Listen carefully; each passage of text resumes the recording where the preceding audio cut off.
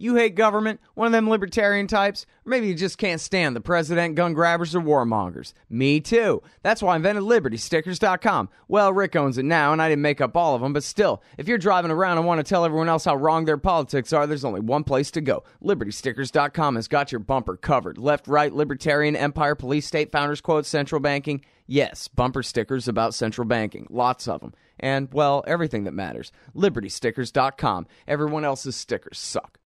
All right, y'all, Scott Horton Show. I'm him. Check out the archives at scotthorton.org. 4,000-something interviews now going back to 2003. And all the latest stuff gets posted at libertarianinstitute.org/Scott Horton Show first. And follow me on Twitter at Scott Horton Show.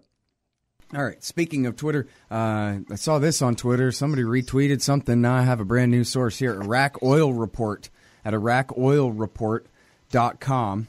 And it's Patrick Osgood. Welcome to the show. How are you? I'm very well. Thanks for having me. Yeah, good times. Appreciate you joining me today. So what caught my attention here, and I meant to, I thought I had a little bit more time. I was going to do a little bit more studying, but that's okay.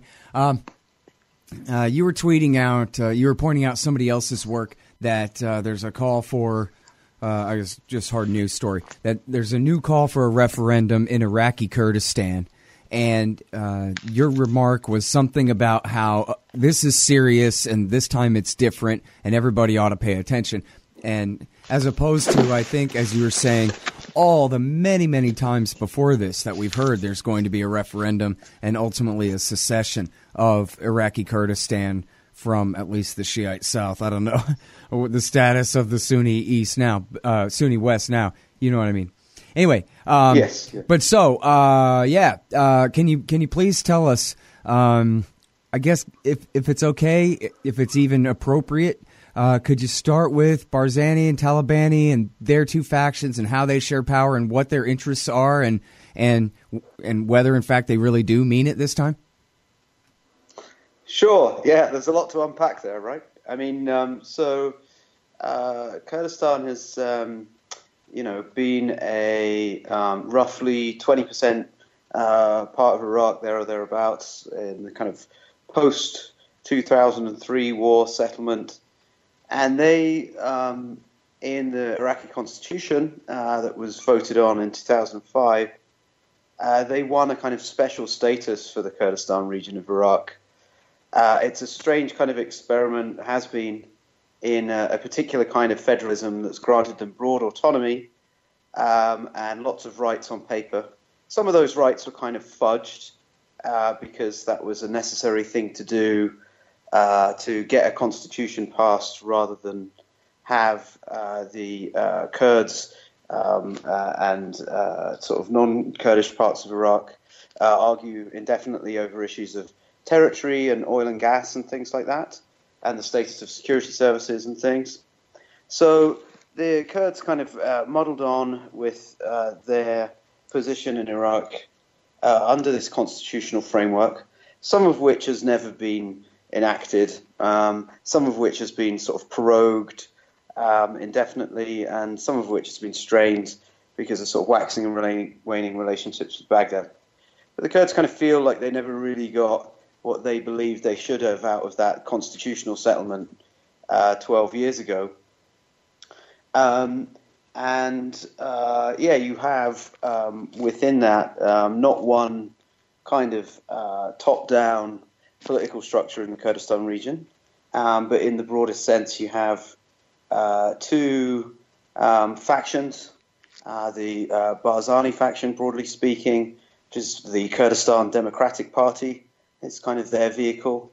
You have the kind of Talabani dynasty that was headed by the former president of Iraq, Jalal Talabani, who was incapacitated some years ago, but has never been formally replaced as the head of the party. And his party is the Patriotic Union of Kurdistan, or the PUK. Over the years, these two parties have more or less had a duopoly in Iraqi Kurdistan. And that's worked better in some times than in others. The interesting thing right now, in respect of some of the leadership in Kurdistan, looking at a kind of post-Mosul military situation where they've acquired some territory where they've built up an oil and gas industry of their own, and they can see this kind of period of flux and so on coming, that they have this window of opportunity to push the envelope of their autonomy further. And that's going to be a very fractious process. We can perhaps go into the weeds a bit or not. I'm not sure how much you want to do that, because there are lots of these internal divisions within Kurdistan, and there are lots and lots of complex issues about, is Baghdad receptive to this? Will there be a amicable divorce, is the phrase that the Kurds are kind of trying to use? Is it going to be a lot messier than the Kurds want because of disputed territories, because of different ethnicities in those territories, and because of a very febrile security situation? And then there's an overarching question about whether the Kurds in the long run can really pay for themselves and run an economy, one that's overwhelmingly reliant on oil and gas revenue. So that's probably me going on for quite a long time. Yeah, no, I'm into it. So you're leading right up to exactly the follow-up questions I want to get into, which is, and I think you're sort of alluding to the fact that the Kurds are landlocked there, and if they're going to sell all that oil and gas, they've got to have a good relationship with at least one of their neighbors in one direction or another, right? And so that, to me, raises the question of, you mentioned, of course, Baghdad's point of view about this, the Shiistan government there in Baghdad, but also the question of what is America, the USA, and for that matter, Exxon and our new Exxon Secretary of State, what does he think about this? They have kind of separate oil deals with the Kurds, separate from Baghdad as it is. And for that matter, what do the Iranians think about this? Is this something that they would much rather see the alliance between Erbil and Baghdad stay how it is, or they don't care either way, or which do you think? Yeah, the Kurds in Iraq have got lots of different geopolitical relationships to manage. One of which is with the federal government in Baghdad, which is not really kind of a Shiistan thing. There is Sunni representation in the government, and there is Kurdish representation in the government, and there's a parliament which is kind of more or less representative, even though it's incredibly venal and dysfunctional. But that is a relationship that's never really worked very well. Broadly speaking, the people that the Iraqi Kurds care about and have to care about, Turkey and Iran as the most proximate ones. The US is obviously a key relationship. None of those powers really want to see the Iraqi Kurds go and become fully politically independent for different reasons. One of which being that they all have their own, that Turkey and Iran have their own Kurdish populations, and they don't want to see them encouraged by the creation of a separate state from Iraq. Kurdistan occupies this strange position, and that's mirrored in its internal politics. Barzani's party, the KDP, much closer to Turkey, which you alluded to, the oil and gas issue. That relationship has been the key to allow the KRG as a landlocked entity to tap into an existing oil pipeline and get oil out to Turkey in large volumes, and have support from the Turkish state to monetize that oil and pull the money back into Iraqi Kurdistan outside of the normal Iraqi federal budget process, and pay for their own salaries and whatnot, so far as they can afford to, given current oil prices. Iran doesn't really like that very much. Iran does not want to see Kurdistan going down a oil-fueled road to independence that's dependent on Ankara. They would be much keener to see Iraqi Kurdistan remain within Iraq, within a sphere of influence. The PUK, Jalal Talabani's party, much closer relationships with Iran, and their neighbors. And you do have some resurgence of Iranian influence and so on because of the war on ISIS, particularly in areas that are close to the Iranian border, where the Iranian security apparatus was very keen to set up proxies as a kind of firewall between what they saw as kind of a febrile, Sunni-dominated parts of Iraq and kind of Iran proper. Iran is kind of, if anything, has gone from a kind of defensive mindset since the start of the war on ISIS to a kind of aggressive expansionist one, where they are looking at different groups within Iraq as a means of developing proxy relationships to get them a kind of, there's a conversation about what does Iran want. It wants a kind of, in general terms, some kind of land bridge to Syria and then on to Syria to the Mediterranean. These kind of great games going on. So you have some militias in Iraq that have sprung up that are direct Iranian proxies. And you have numerous other parties, big and small, that have some connection with Iran. And I think for Iran, an assertive, strong, Turkey-backed, independent Kurdistan region, it puts a block on that route. So they don't want that, if that makes sense. And for the US, I mean, they see Iraq as a strategic partner. They will continue to do so after the war and despite everything that's gone wrong in Iraq, as a partner against terrorism, as a secure source of energy supply to global markets. And there's a latent fear that whatever the Kurds do may be disruptive geopolitically in the region, may be very disruptive to the stability, the long-run political stability of Iraq. So generally speaking, they're not keen, certainly to sponsor or kind of sign up to the idea of Kurdish independence. Will they necessarily continue to take the view that they have taken pre-ISIS, pre-2014, that they will actively go out and try and prevent this stuff? It remains to be seen. They may have a slightly more hands-off attitude to it, but certainly Iraqi Kurdistan does not have the benefit of any power in the region or otherwise saying, okay, go for it, we're behind you. So they very much do these things on their own. Mm-hmm. Yeah, well, you describe all these different incentives very well, but it doesn't sound like any of them are new and changing. This sounds like the same status quo right. position that they've been in. So why is it that this call for a referendum is different than at least the, 5 or 10 I'm familiar with over the last decade or two? For sure. I mean, it's worth bearing in mind, for example, that the Kurds already called a referendum. In 2004, there was a referendum by the Kurds on independence, and 96% of Kurds, I don't know who the other 4% were, voted for. Completely non-binding, not official, not observed by the UN or anybody else. But nevertheless, they've done this before. I think what's different is this is taking a few things, really. This is taking place in an environment where post-ISIS, if there's literally been a redrawing of the map in terms of territory that the Kurds have. There's a feeling that the politics of Iraq are fundamentally different, and that there's less that the federal government can do to kind of stop them. In financial terms, the Kurds now, and this is a kind of very recent development, they are separate from the Iraqi budget system. So they are no longer, apart from for a few small bits and bobs, they're no longer reliant on these huge disbursements of oil revenue that are produced in the south of Iraq, have to wash through the federal budget system, and Kurdistan gets its share. That dysfunctional process, which has rumbled on for years, and which the Kurds have kind of made previous promises of independence or have referendums and things to try and address and give themselves leverage in negotiations around this budget. Well, that budget system doesn't really apply to the Kurds anymore, and it probably never will again. So they're in a position where they're kind of paying their own way as best as they can.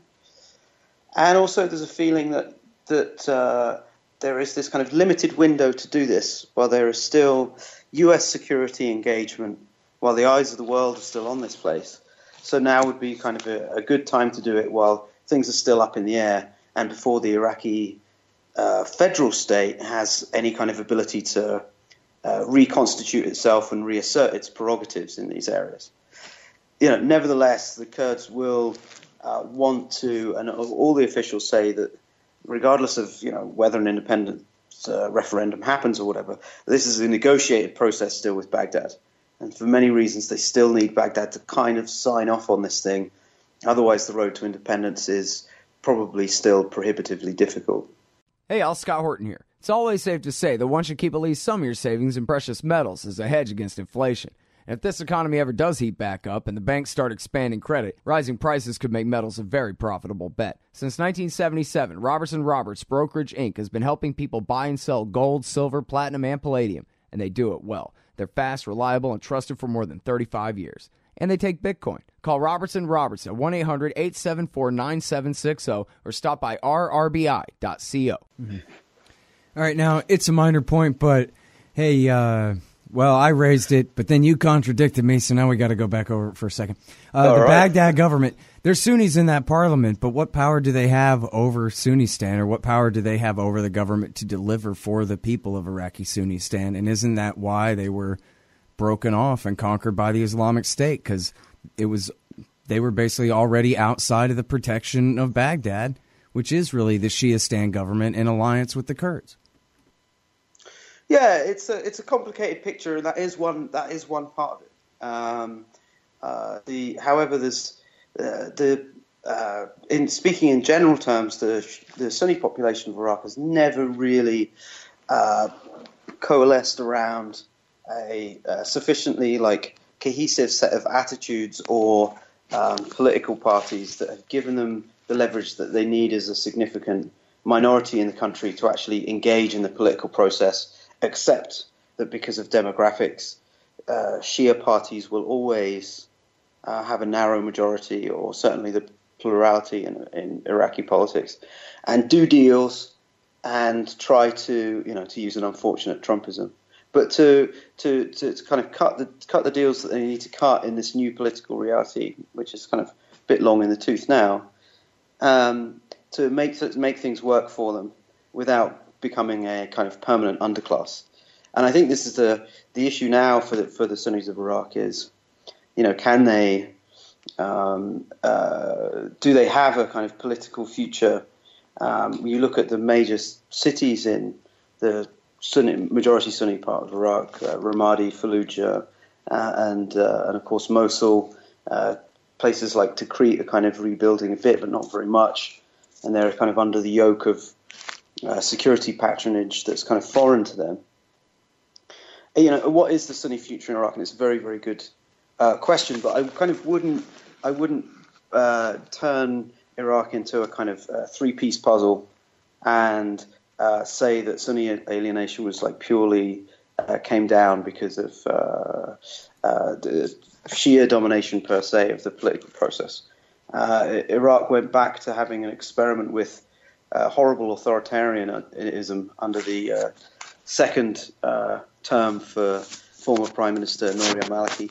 There's now a much more benign figure in as Prime Minister Haider al-Abadi. He has tried to give Sunni representation in that government, including key portfolios such as the Ministry of Defense.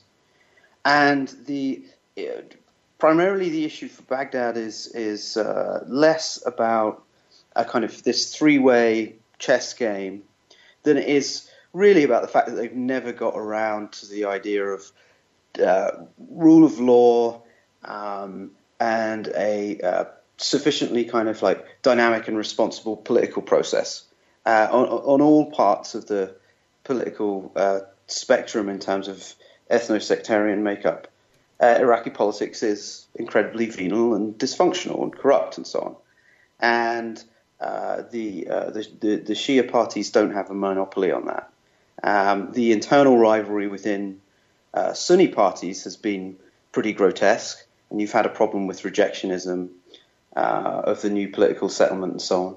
Even, for example, in places like Ramadi and Fallujah, you have a huge emphasis there on trying to get people to go back home, on reconstituting a decent security framework, on criminal justice, on reconstruction and things. And at the sort of provincial level, and certainly below, you've actually had these purely different Sunni parties tearing each other's throats out rather than getting together to focus on these important issues after ISIS has been cleared away. Just to be clear there, you're saying there's been a big focus on this on the part of the Shiite parties, on the part of the Abadi government to try to protect the populations of these predominantly Sunni cities that have been freed of the Islamic State, but that it's really more the Sunnis who won't get it together to bring those populations back. It's a whole bunch of stuff. I mean, number one, of course, the oil price collapse, so the reconstruction money just isn't there. I mean, just on the narrow point of what it is that a body would like to see. A body would like to see these Sunnis come home to Tikrit and Ramadi, etc. Yeah, absolutely. What I would say is that outside of a kind of narrow, but unfortunately, still quite powerful wing of the kind of Shia Islamist political makeup in Baghdad that cleaves very closely to former Prime Minister Maliki. There's an awareness across the political spectrum that Iraq very nearly went completely off the abyss, into the abyss in 2014, and that it's the majority of people who have been fighting to retake these Sunni cities, whether they're in the army, whether they're in militias, and some of them are problematic, or whatever, are Shia from the south, and they are, as we speak, fight overwhelmingly Shia units fighting in Mosul right now, for example, and taking very heavy casualties. There is some tiny little window here in the kind of liberation of these areas for, if that sacrifice can be integrated and accommodated into some kind of new political understanding, that this kind of, like I say, this three-way, irreconcilable kind of somewhat three regionalist kind of view of Iraqi politics can be put to one side. But of course, the issues are you have rejectionist politics by the former Prime Minister Maliki. You have a desperate shortage of money to put these places back together, and there will be very horrible, knotty issues of criminal justice and lingering mistrust of the Sunni population. Mm-hmm. So I wouldn't kind of necessarily hold out sort of too much faith, but the Iraqi security state, with obviously huge amounts of coalition support, has been clearing these areas, and these sacrifices are being made on a cross-sectarian basis. Yeah. There's this should-be famous quote from the Kagans. I forget which all Kagans. Might as well have been all three of them. In 2014, when they said, we got to send 25,000 troops to Iraq right now to fight the Islamic State, and which more or less came true. But they said right there in their initial report, they said, it is impossible to articulate a clear path to the desired end state. And so, in other words, everybody, I think, agrees with what you just said. That, like, hey, instead of having all this horrible sectarianism, how about everybody just, get along a little bit, and divide up the oil spoils somewhat evenly, and try to keep it from, as you said, from getting as bad as it's gotten over, especially since 2014, that it's time for a reappraisal. But nobody can seem to figure out how this is ever supposed to happen. I think a huge part of that, right, is that first of all, the level of resentment between the leaders of the former Ba'ath state and the leaders of the new Dawa Party one that's been built up, if you want to go back to Saddam or since the war in 2003 or whatever it is. But then also the Shiites, really, the Dawa Party, Maliki type, especially, I guess you're saying Abadi really is a bit better about this. But it seems like in the war, especially during the surge and all that, the Shiite parties were deprived of their last real strong incentive to really compromise with the predominantly Sunni areas of the country and with those tribes there. And that was because America helped them finally kick all the last of the Sunnis out of Baghdad, except for the very southwest corner of the city. And so this coincided with the Iranian plan, really, the Supreme Islamic Council plan that Sadr had denounced all along, for example, that they wanted strong federalism, which was a nice way of saying they wanted America to give them Baghdad, and then they wanted to basically run off with the South and basically screw the Sunnis, right? They got all the oil down in Basra or up, near Kurdistan. And so, and then once the USA did the surge for them and helped them finish off the ethnic or sectarian cleansing in 2007, 2008, then why help out the Fallujahs at all? And you're right, the oil price crash and all that, but it seemed like Maliki especially had the idea that, like, you guys can burn in the sun. So I guess my question is, what's changed other than maybe Abadi is a little bit nicer of a guy than than Maliki, but isn't their basically their incentive structure the same way George W. Bush left it, with no real reason to give in to the Sunnis in any way, really, other than to keep the Islamic State out. But other than that, bare minimum, right? What am I missing? It's one of the key points. Is Iraq able to kind of bear the costs of victory, and is it able to operate in an environment where the Americans aren't there, kind of anymore, providing a political subsidy and a military subsidy? I mean, everyone's kind of been on their best behavior because of the amount of American military support, which, as you alluded to, has been escalating to a level of kind of just general application pervasiveness that Obama completely forswore when this first came out. There was no way that he was going to be sending special operators right to the front lines and have Apaches circling over Iraqi cities again. But that's what it's taking now to get Mosul done. So what happens when the Americans go away? I think there are two things to look at. You have provincial elections in Iraq coming up in September. It's unclear whether those will take place throughout the entire country, but they'll be the first formalized reckoning politically that Iraq will have with itself in a post-Mosul world. Now, what happens in Sunni areas? What happens in Iraq's disputed territories in Nineveh province, in North Diyala, North Saladin, and Kirkuk province? And what happens in the Shia south? Do we see a conversion of this military legitimacy, this popular legitimacy, and so on, for these Shia militia, mostly Shia militia groupings, the Badr organization, Kataib Hezbollah, Saib al-Haq, three kind of firmly Iranian axis groups? Are they able to take a larger stake in Shia political life directly? And if they do, then that seems like a very negative thing. And it would seem that Iraq isn't learning and is spiraling into further sectarianism. Will Abadi survive the year after, when there's a general election in around this time next year? Or do we see a return to some kind of strongman kind of figure like Maliki was? It's not clear to me how any of these things will turn out. I think it's a bit of a fool's game to be predicting big things about Iraq, because it always kind of confounds you. But it does have the capacity to constantly limp on, or maybe it's even that it's just it's always constantly falling down a flight of stairs, but it's kind of like it's an up escalator at the same time, and so they just keep falling and sort of staying in place, and they never really quite fall on their face at the bottom. There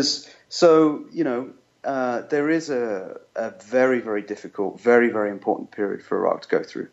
I think it has much more to do with basic attitudes of representation, political responsibility, and respect for the rule of law, maybe even than it does for broad issues of sectarianism.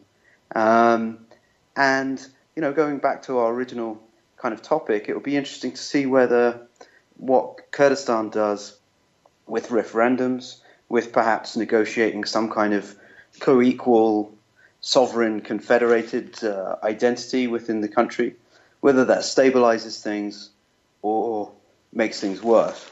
Mm-hmm. And then the other thing with Iraq, which is also always a significant issue, is what do the powers that surround the country want out of Iraq in a post-Mosul situation? How assertive are they willing to be? How assertive is the US willing to remain after the military stuff happens, given you have this capricious Trump administration in the US now? Mm-hmm. It's not clear to me at all. I mean, what the Trump attitude to Iraq is beyond, bombing the hell out of ISIS or whatever it might be. So if there's sustained US engagement and so on, it would be a very different thing from if the US kind of packs up and leaves after the Hadba minaret in central Mosul has a Iraqi flag flying on it again. Hey, I'll check out the audiobook of Lou Rockwell's Fascism versus Capitalism, narrated by me, Scott Horton, at audible.com. It's a great collection of his essays and speeches on the important tradition of liberty. From medieval history to the Ron Paul Revolution, Rockwell blasts our statist enemies, profiles our greatest libertarian heroes, and prescribes the path forward in the battle against Leviathan. Fascism versus Capitalism by Lou Rockwell for audiobook. Find it at Audible, Amazon, iTunes, or just click in the right margin of my website at scotthorton.org. Mm-hmm. Well, now, so how important is the issue of Kirkuk to whether there's a war or a peace between Erbil and Baghdad? Because it seems like, the Kurds say they want it. That's where all the oil is, and they exercise some degree of sovereignty over it. But then again, it's way out there on the desert plain, and there's a lot of Arabs still live there, even after 10 years of cleansing now. So what do you think? There is, yeah. And, the interesting thing, South Kirkuk, this district called Hawija, in the southwest of Kirkuk province, is still under ISIS control. There are still areas of Iraq that will remain under ISIS control and still need to be cleared after Mosul is done. One of those is southwest Kirkuk, majority Sunni Arab, and was a hotbed of protest and rejectionism and violence also in kind of the years leading up to the kind of ISIS blitzkrieg in 2014. Kirkuk remains extremely important. I don't think that the usual lens of looking at it in terms of just like a powder keg, ethno-sectarian powder keg, and so on, are quite the same. I'm an oil and gas journalist, and on the oil and gas side, there have been compromises about how to manage Kirkuk's oil, especially in a post-ISIS environment. And those have generally trended towards favoring the Kurds more and giving them more control, giving them some Kirkuk oil, giving them some responsibilities over monetizing it and so on. And for now, at least, these are all handshake agreements, essentially. But they are allowing the KRG and federal Iraq to kind of share Kirkuk a bit and kind of take some of the heat out of the oil issue. So the oil thing isn't the central kind of trigger. There's also an acceptance, wait and see if this finalizes itself, but there was also an acceptance between the federal government and the KRG about basically new KRG lines of control that were in place before the Mosul offensive began. And that includes Kurdish security control of Kirkuk. So I can't see that changing. I don't see, unlike under the kind of Maliki years, that you would have mobilizations in these areas that would trigger other mobilizations, and then you'd have the Iraqi army and the Kurdish Peshmerga facing off again. I don't think that dynamic's going to happen. Nevertheless, it does have to be, it sucks in Turkey, the sensitivities there, it sucks in Iran, and there is still a sizable natural resource base. So there will have to be some compromises over Kirkuk and how it's handled within the referendum thing. But the other thing, again, going back to sort of keeping my oil hat on for a minute, Kirkuk isn't worth what it was. It certainly isn't producing the kind of oil that it was years ago because of neglect and so on. And so it's no longer this terrible free-for-all kind of thing. The danger comes from really, we've had the Kurds raise Kurdish flags officially over Kirkuk province because it's majority Kurdish now, and there's a Kurdish governor and a Kurdish-dominated provincial council. If the Kurds really overstep in those kind of ways and continue to do that as part of trying to ensure that Kirkuk is integrated into whatever future Kurdistan and whatever that looks like, then you could see some political ramifications from that. But it's not quite the issue that it was, and some kind of negotiated thing can be worked out there, I think. Mm-hmm.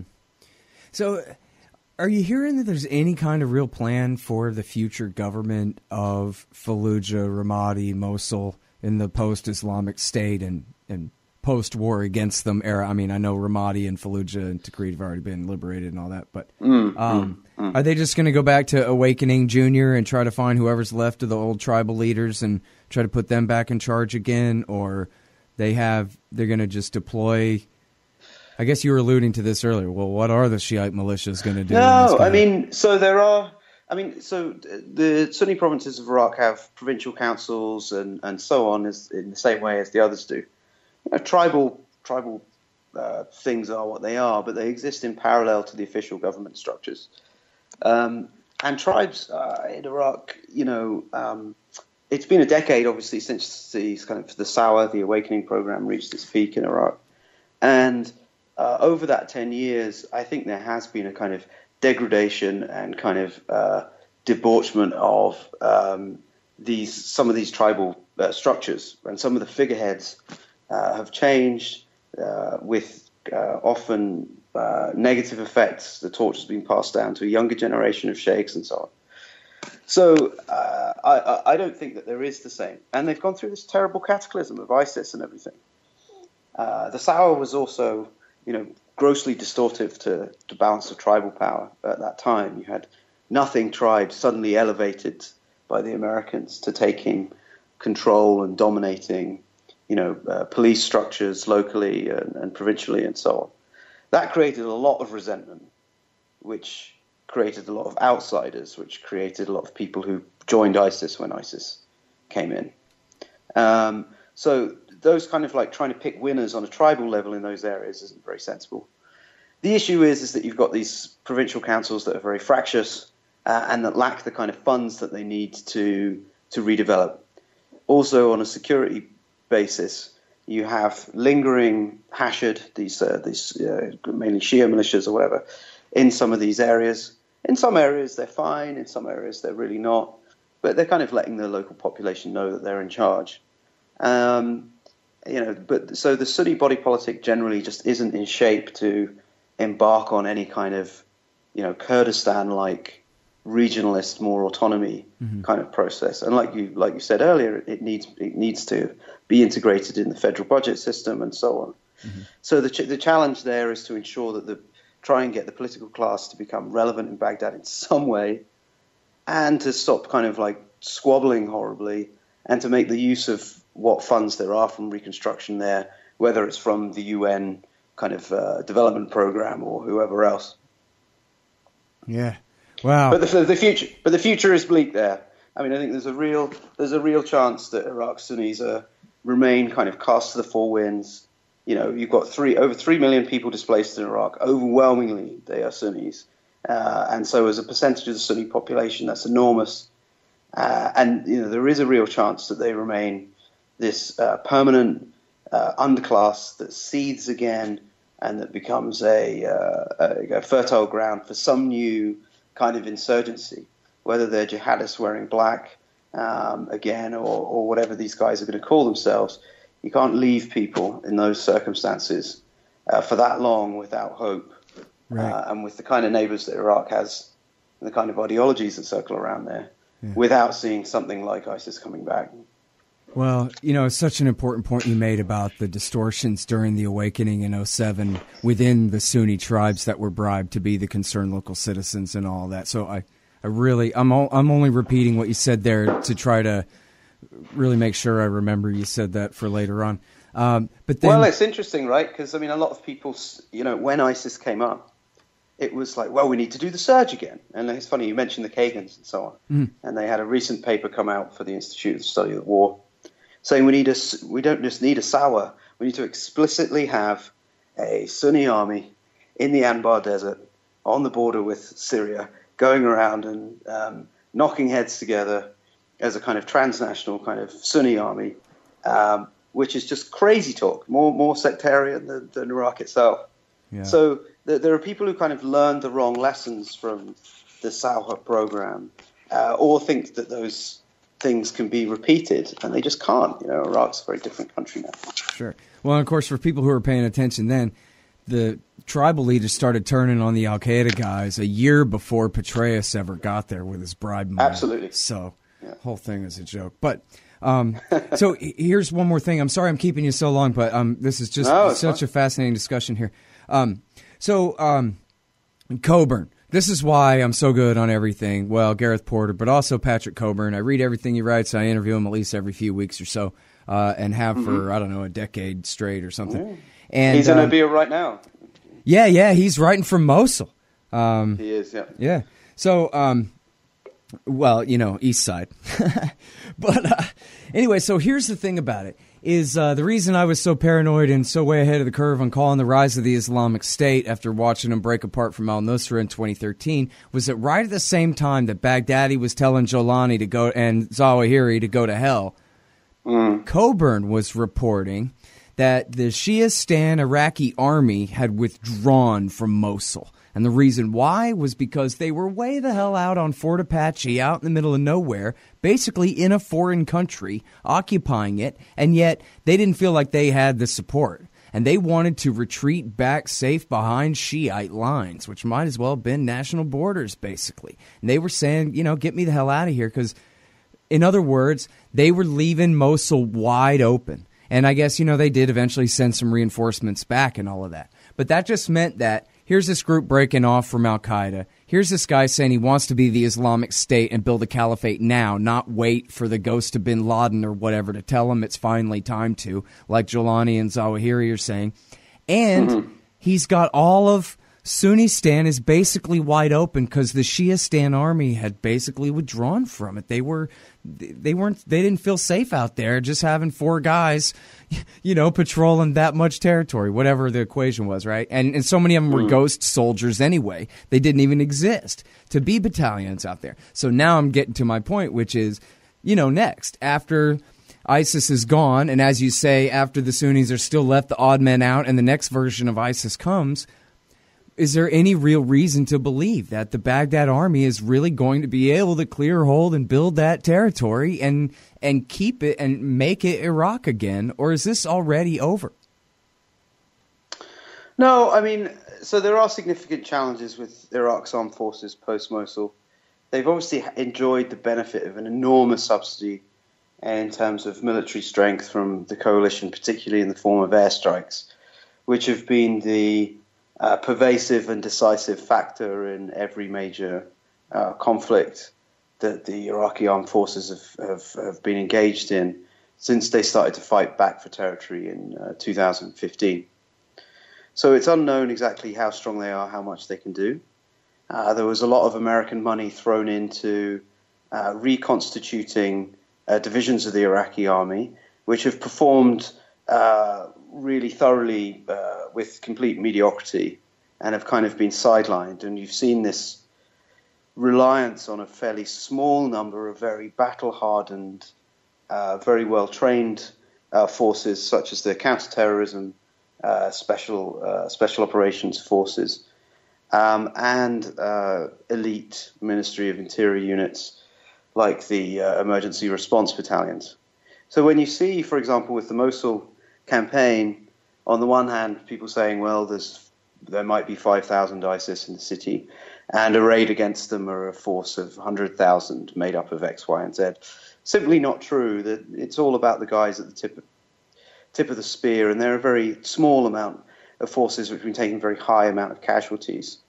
Will those units who have been fighting ISIS for years now and have all seen friends die, are all exhausted, are all PTSD'd up to the gills and whatnot, despite, their good training and things. But nobody's fought a group like this as long as these guys have anywhere in the world. Nobody's fought these kind of battles constantly for years and years. It's particularly like the counterterrorism service. So can they get a break after Mosul? Can they be reconstituted and expanded? And will they be able to go out and play whack-a-mole in the desert and whatever, and to secure the border with Syria and to meet these other challenges? Who knows? But there have been some lessons learned, I think, and have been learned as well by the Americans, who really ignored and looked the other way when Maliki was hollowing out the Iraqi army through the most kind of grotesque corruption, some of which you mentioned, the ghost soldiers on the payroll, commanders just stealing massive amounts of fuel and selling it that's supposed to go to people, soldiers having to buy their own, rice and beans instead of getting their army rations when they were being deployed. And so just, so that the army was a papier-mâché army at the time. I think the other thing that they've learned, though, which is very, very difficult to be instituted universally, and you have problems like Shia militias don't seem to care very much about this, But one of the reasons why, of course, Mosul was so open. I mean, you did have the 3rd Federal Police Division there, but they were headed by a sectarian and incompetent and malicious commander, and they did a terrible job when they were sort of rounding up tens of thousands of young men, and people were going missing into Iraq's terrible criminal justice system or whatever. Just, you couldn't find a more efficient way of stoking up revolutionary sentiment and the willingness to engage with any group that would come in and say, we're going to kick these guys out from the south and you're going to be able to run your own affairs. So I think some lessons have been learned. I think that the issue with some of the issues with the Iraqi forces were directly related to the nature of the Maliki administration, particularly the second one, and wouldn't necessarily be repeated.